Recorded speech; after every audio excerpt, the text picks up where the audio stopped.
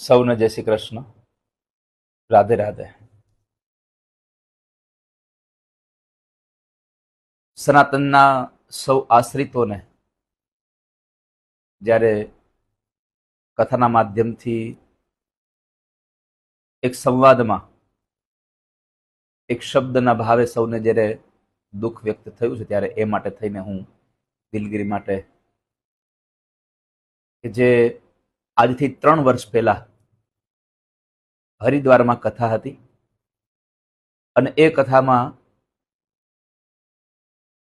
રામનું સ્મરણ કરવાથી પણ રામના ગુણો આપણામાં આવે એ માટે મેં એક સંવાદમાં રાવણ અને કુંભકર્ણના સંવાદમાં માં જાનકી વિશેના જે એ બંનેનો સંવાદ હતો અને એ સંવાદ વાલ્મીકી રામાયણના આધારે યુદ્ધકાંડમાં 13મા સર્ગમાં 4થા શ્લોકમાં જે શબ્દ ઉપયોગ કરેલો અને એને અનુસંધાને મેં એ શ્રોતાઓને સમજી શકાય કે ભગવાન રામના સ્મરણ માત્રથી પણ એના ચિંતનથી માણસના રાવણ જેવા રાવણના વિચારો બદલી જાય છે.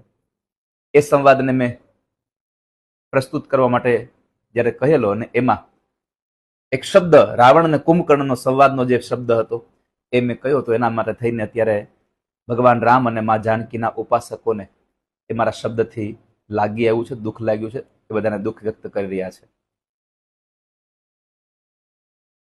મા જાનકી વિશે કે કોઈ પણ દેવી દેવતાઓ વિશે વ્યાસપીઠે ક્યારેય વિવાદ સર્જો નથી.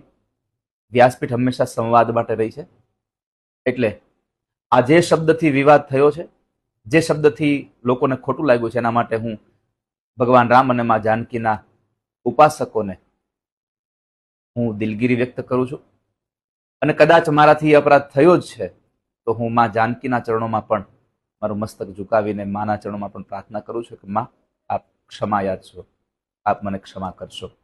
પુનઃ કહું છું કે આજ 3 વર્ષ પહેલાનો આ વિડીયો છે, 3 વર્ષ પહેલાની કથામાંથી નીકળેલો છે. એટલે સૌ આમની નોંધ લેજો અને મારી આ દિલગીરી જે વ્યક્ત કરું છું એનો સ્વીકાર કરી અને તમે બધાય સાધુ સમાજ સૌ લોકો જેટલા પણ ભગવાન રામના ઉપાસકો છો એ બધા જ અમારી વાતને સ્વીકારી અને પ્રસન્ન રહેશો એવી અપેક્ષા સાથે પુનઃ દિલગીરી વ્યક્ત કરું છું. આપ સૌને જય શ્રી કૃષ્ણ. રાધે રાધે.